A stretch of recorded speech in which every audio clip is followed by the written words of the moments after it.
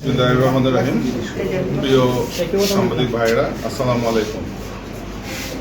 আপনারা জানেন নরসিংদী জেলার মাধবদী থানাধীন নুরালাপুর ইউনিয়নের বলভদ্রী গ্রামে গত 18/7/2026 খ্রিস্টাব্দ তারিখে ফোনসহ একটি ডাকাতির ঘটনা সংঘটিত হয়।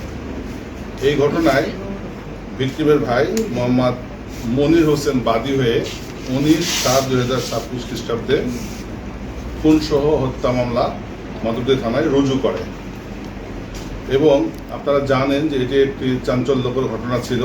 ঘটনা ঘটার সঙ্গে সঙ্গে ঊর্ধ্বতন কর্তৃপক্ষের নির্দেশে সহ ডিআইজি স্যার সহ সবার দিক নির্দেশনায় আমি তাৎক্ষণিকভাবে ঘটনাস্থল আমার সহকর্মীদের নিয়ে পরিদর্শন করি এবং এই ঘটনা উদ্ঘাটনের লক্ষ্যে মাধবদী থানা পুলিশের পাশাপাশি ডিবির সমন্বয়ে দুইটি চৌকস তদন্ত দল আমি গঠন করে দিই। তারা গত 9 দিন যাবৎ নিরলসভাবে পরিশ্রম করে নারায়ণগঞ্জ, গাজীপুর, ঢাকা এবং নরসিংদী জেলার মাধবদী থানার বিভিন্ন এলাকা থেকে সেই ডাকাতি এবং খুনের ঘটনার সাথে জড়িত মোট 7 জন আসামিকে আমরা গ্রেপ্তার করতে সক্ষম হয় এবং এই 7 জন আসামি আমাদের কাছে প্রাথমিক জিজ্ঞাসাবাদে ঘটনার সাথে নিজেকে জড়িয়ে তারা স্বীকারোক্তি দিয়েছে। এরই ধারাবাহিকতায় আমরা তাদেরকে বিজ্ঞ আদালতে আজকে সোপর্দ করি এবং এর মধ্যে 3 জন সন্দিগ্ধ আসামি তারা বিজ্ঞ আদালতে নিজেকে জড়িয়ে ফৌজদারি কার্যবিধির 164 ধারা মোতাবেক জবানবন্দি প্রদান করেছে।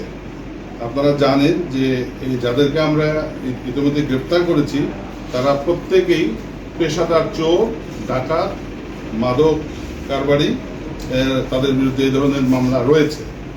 এর মধ্যে এমনও রয়েছে একজন আসামি রয়েছে রোমান, তার বিরুদ্ধে একটি খুনের মামলা রয়েছে ইতিপূর্বে, ডাকাতির 9টি মামলা রয়েছে এবং মাদকের 1টি মামলা রয়েছে। এমনি করে অপরাপর যে আসামিগুলো রয়েছে তাদের প্রত্যেকের বিরুদ্ধেই বিভিন্ন ধরনের অপরাধের সাথে জড়িত থাকা সংক্রান্তে মামলা রয়েছে।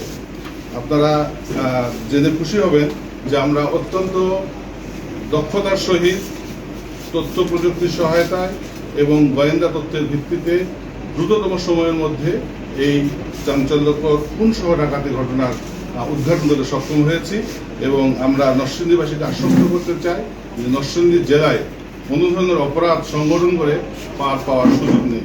জেলা পুলিশ এ লক্ষ্যে নির্ভরভাবে কাজ করে যাচ্ছে যাতে করে আমরা নরসিংদী জেলাকে একটি নিরাপদ জেলা হিসাবে আপনাদের সামনে উপস্থাপন করতে পারি। এই জন্য আমার সংক্ষিপ্ত বক্তব্য। ধন্যবাদ আপনাদের। সাম্প্রতিককালে যে ডাকাতি হয়েছে এখানে নিহত হয়েছে, নিহতের ঘটনা ছিল কি না?